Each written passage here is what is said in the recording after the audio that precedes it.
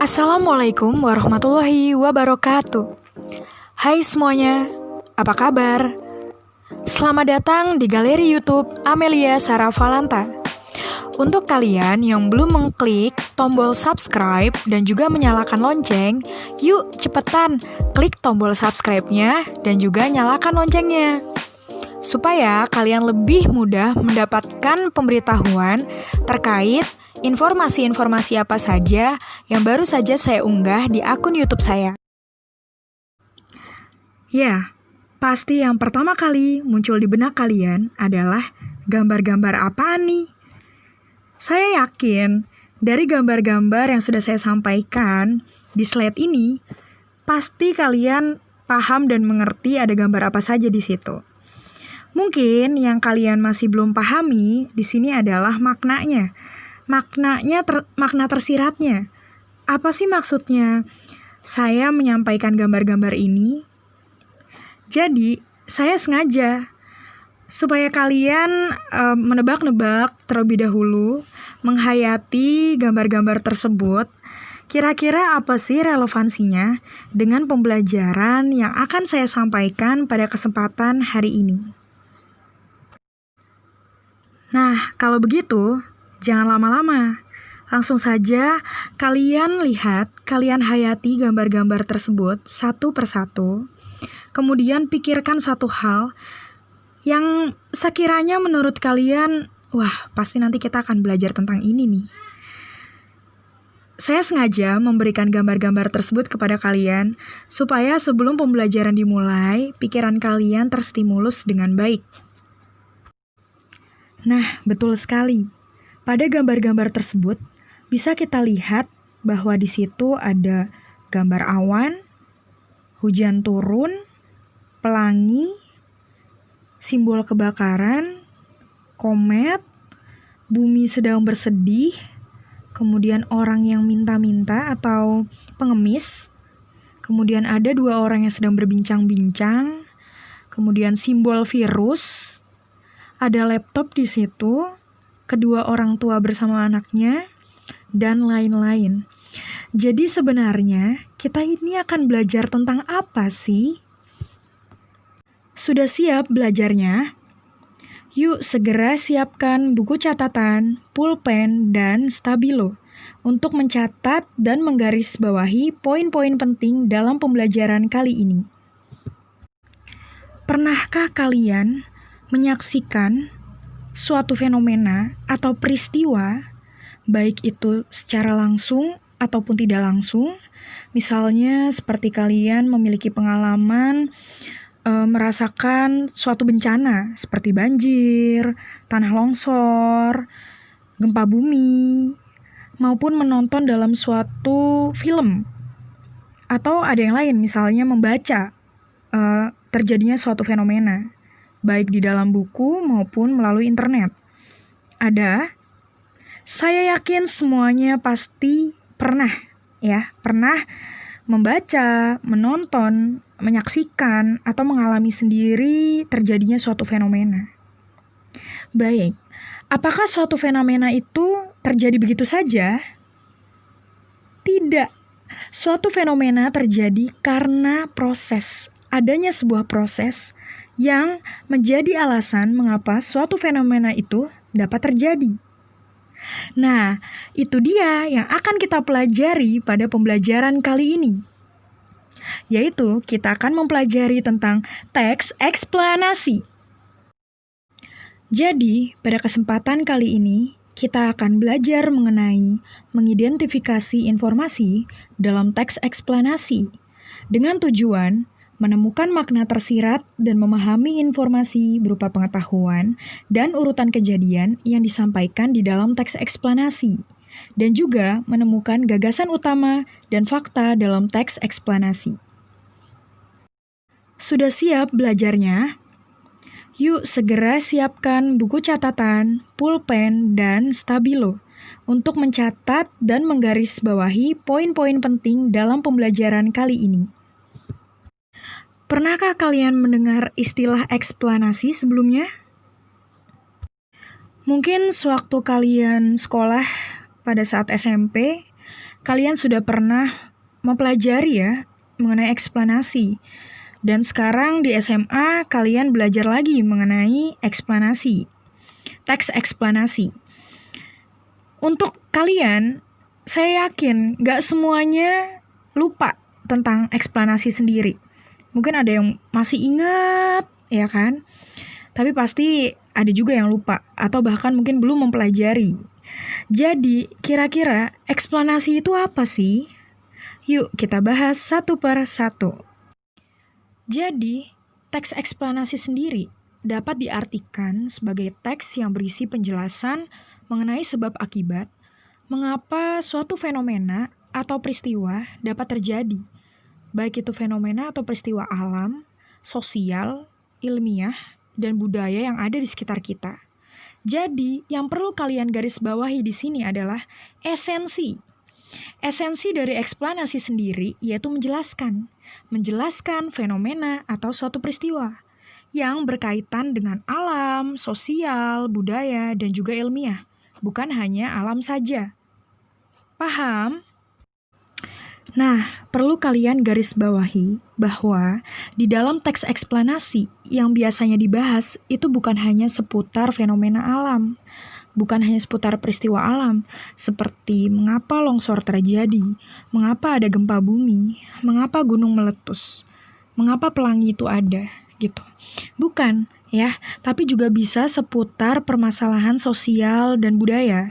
Misalnya, mengapa sekarang tarian tradisional bergeser menjadi tarian modern, dance misalnya, break dance dan sebagainya. Kemudian pola hidup. Kenapa sekarang orang lebih konsumtif, lebih hedon, lebih senang memakai produk yang dihasilkan dari luar daripada dari daerah lokal atau negara sendiri. Kemudian, mengapa virus corona itu ada? Ini eksplanasi ilmiah ya. Kok bisa virus corona itu ada? Kok bisa virus flu burung itu ada? Pasti ada dong sebab akibatnya. Betul, kalau dari segi pendidikan, sekarang bukan hanya sekadar lewat buku kita belajar, bisa juga melalui internet. Pertemuan-pertemuan juga bisa dilakukan bukan langsung tatap muka, bisa lewat aplikasi-aplikasi pendukung seperti Zoom, Google Meetup, Google Meeting. Betul? Nah, jadi itu yang bisa dibahas dalam teks eksplanasi. Ada lagi misal contoh lainnya, misalnya sosial nih ya. Kenapa pengangguran itu ada? Kenapa di dunia ini pasti ada kemiskinan? Kenapa sih kemiskinan itu terjadi? Nah, itu dibahas di dalam teks eksplanasi. Tidak mungkin dong sebuah teks disajikan apabila tidak terdapat tujuan. Tujuan dari teks eksplanasi sendiri yaitu menjelaskan fenomena yang terjadi dan menjelaskan alasan serta sebab akibat suatu peristiwa serta prosesnya. Suatu teks dalam bahasa Indonesia biasanya memiliki karakteristik masing-masing atau kekhasan yang akan membedakan dengan teks lainnya. Kalau begitu, ciri-ciri teks eksplanasi itu apa sih? Mudah sekali ya, sangat mudah. Karena bisa dilihat dari esensinya. Esensinya saja, teks eksplanasi itu adalah menjelaskan mengenai suatu fenomena atau peristiwa. Iya kan? Nah, kalau begitu gampang sekali untuk menggagas ciri-cirinya. Ciri-ciri yang pertama adalah strukturnya terdiri atas pernyataan umum, urutan sebab akibat, dan juga interpretasi. Untuk struktur, nanti akan dibahas lebih spesifik di pertemuan selanjutnya ya. Kemudian yang kedua, bersifat objektif dan informatif. Bahwa teks eksplanasi itu bertujuan untuk menginformasikan, ya. Objektif di sini berarti di dalam teks eksplanasi tidak boleh berisi opini pribadi. Menggambarkan suatu fenomena berdasarkan pendapat pribadi atau subjektif. Karena teks eksplanasi itu harus bersifat ilmiah. Proses terjadinya suatu fenomena harus digambarkan secara ilmiah, tidak boleh digambarkan berdasarkan hayalan pribadi. Ya, yang ketiga, memuat informasi berdasarkan fakta atau faktual, bahwa informasi di dalam teks eksplanasi itu tidak boleh didasarkan pada mengarang bebas, asal-asalan, ya. Dan juga yang keempat, informasinya harus bersifat ilmiah atau keilmuan. Ya, menemukan makna tersirat dalam teks eksplanasi. Apa sih makna tersirat itu? Adakah yang tahu? Atau adakah yang masih mengingat apa itu makna tersirat? Untuk kalian yang tahu dan masih mengingat apa itu makna tersirat, silakan kalian berikan komentar di kolom. Ya, nanti akan saya berikan giveaway untuk jawaban yang paling tepat, paling bagus, dan akan saya berlakukan untuk 3 orang teratas dan tercepat. Ya, jadi makna tersirat adalah maksud atau makna pembicaraan atau tulisan yang tidak disampaikan secara gamblang atau jelas, ya. Jadi makna tersirat itu baru bisa kita temukan maksudnya apabila kita membaca keseluruhan isi wacana yang disajikan. Jadi kalau kita membacanya hanya setengah-setengah, apalagi loncat-loncat, bahkan tidak sampai habis membacanya, kita tidak akan paham atau tidak akan mengerti apa sih yang coba disampaikan dalam wacana tersebut. Begitu.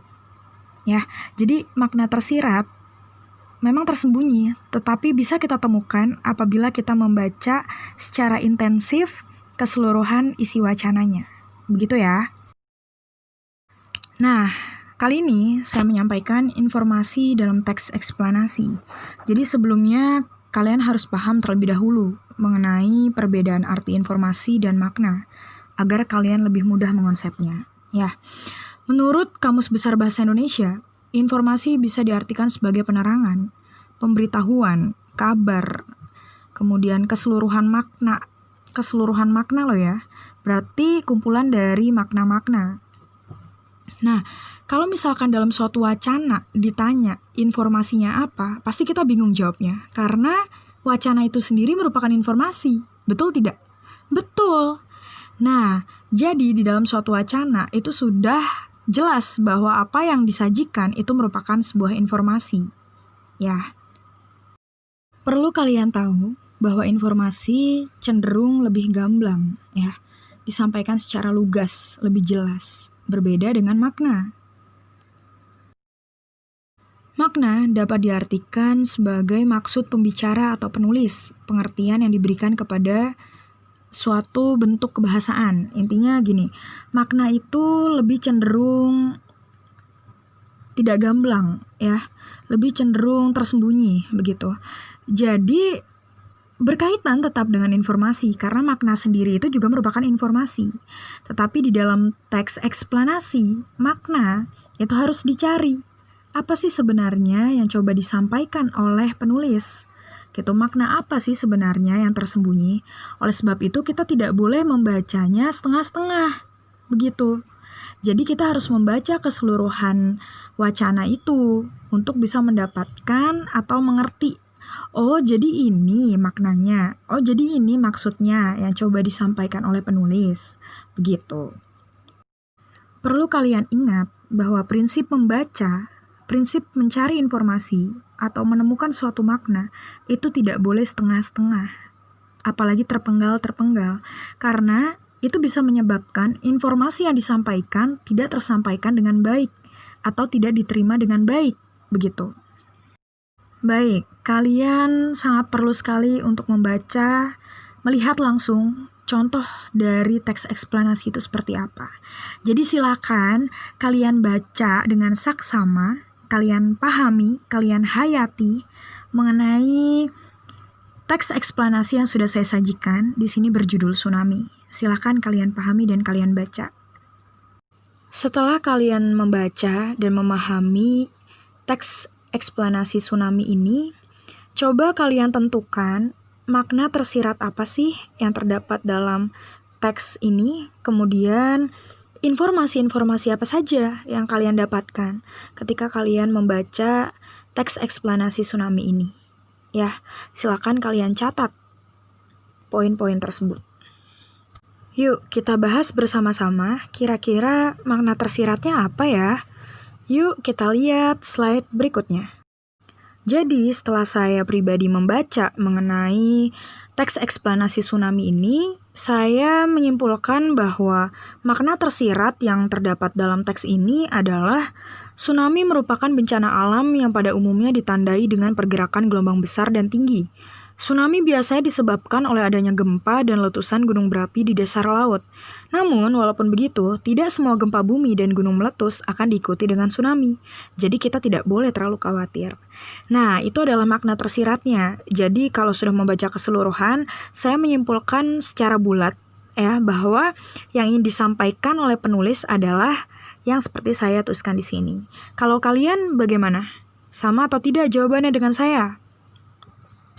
Jika ada yang berbeda pendapatnya dengan saya, silakan kalian letakkan pendapat kalian di kolom komentar. Nanti akan saya baca, saya review ya.